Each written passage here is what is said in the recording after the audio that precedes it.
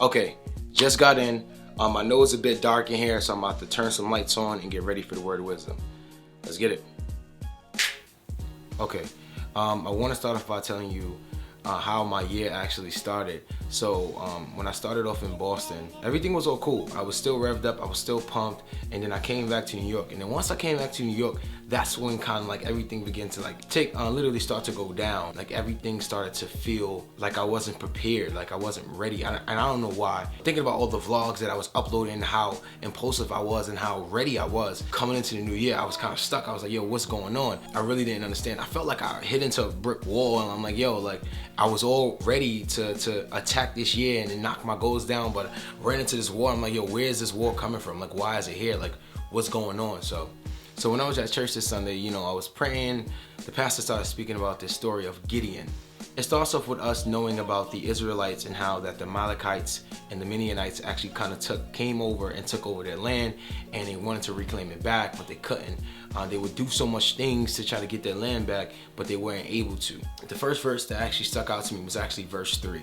And verse 3 basically states, whenever the Israelites planted their crops, the Midianites and the Amalekites and other eastern people invaded the country. So basically, when the Israelites would plant stuff and they were invested into their land, the Amalekites or the Midianites, they would just come and swarm and literally take everything away from them. And so when I first heard that kind of brought me back, and I was like, oh man, that sounds so familiar.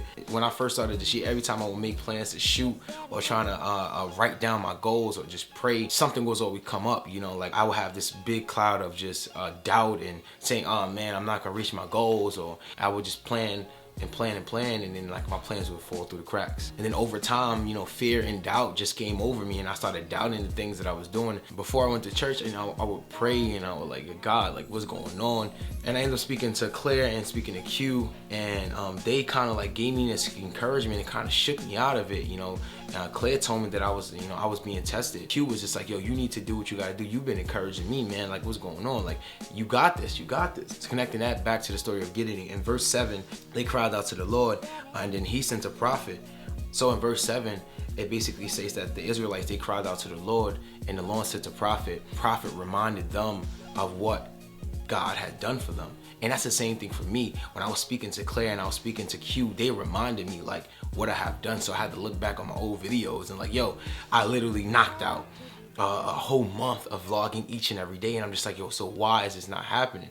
And so that's when I realized, I'm like, yo, I'm being tested. You know, like yesterday when I was on Instagram, my pastor Jovan, he went live. He asked if anybody had questions. So I posed a question. I was like, how do you identify when you're being tested by God? He basically replied, it's not necessarily about you being tested by God. It's actually about God allowing you to be tested in your situation, because God already prepared you for it. And it's like he has a bigger plan for you. If your faith cannot be tested, then how can you really be trusted? Faith and fear does not sit well together in your heart. Like faith have to overcome your heart. Like fear has to dissipate. And I was just like, okay, cool. And that already clicked in my head. It's like, yo, this is really gonna happen. Like my goals is really gonna be accomplished. Like I'm knocking down my goals. Like this has gotta happen. This is gonna happen.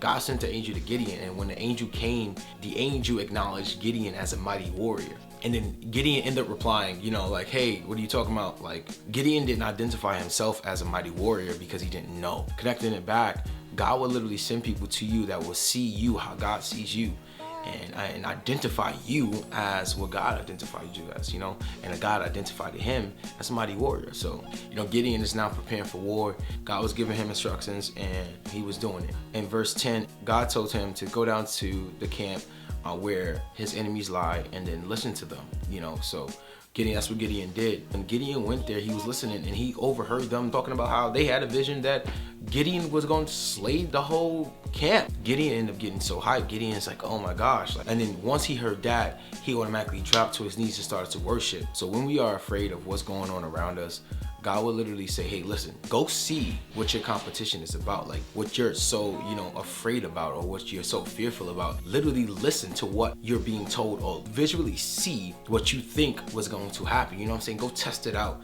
So I'm going to entitle this video, You Got the Victory. with the subtitle, because you're being tested. The reason why is because you already got the victory. God already gave it to you. You know what I'm saying? God already knows. Like, God already knows. He's going to send people that's going to prophesy into your life, encourage you to see the way God sees you, and then he's going to prepare you, and then he's going to give you instructions which you have to listen to, and he's going to take you down to see what you've been so afraid of and show you how bigger he is compared to them, and then give you the victory. And then you're going to understand that, you know, God is bigger than your problems. God is bigger than this. It's like you're being tested because he has a bigger plan for your life. And one main important thing that Gideon did is he dropped down and he started to worship, literally right next to the camp of his enemy. So I encourage you to, you know, to worship in your problems, worship God in your problems. Like when the doubt starts to come, when you're ready to do what you got to do, you're ready to drop that video. You know, what I'm about to do when I'm ready to drop that video and that clear doubt come over me, I'm going to worship God. When you're ready to go to the gym and you feeling that laziness, you got to worship God. Get up, get up, get up.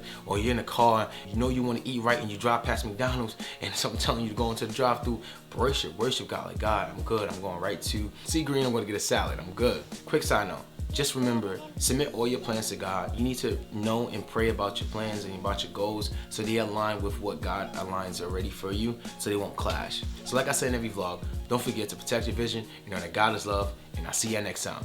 Peace.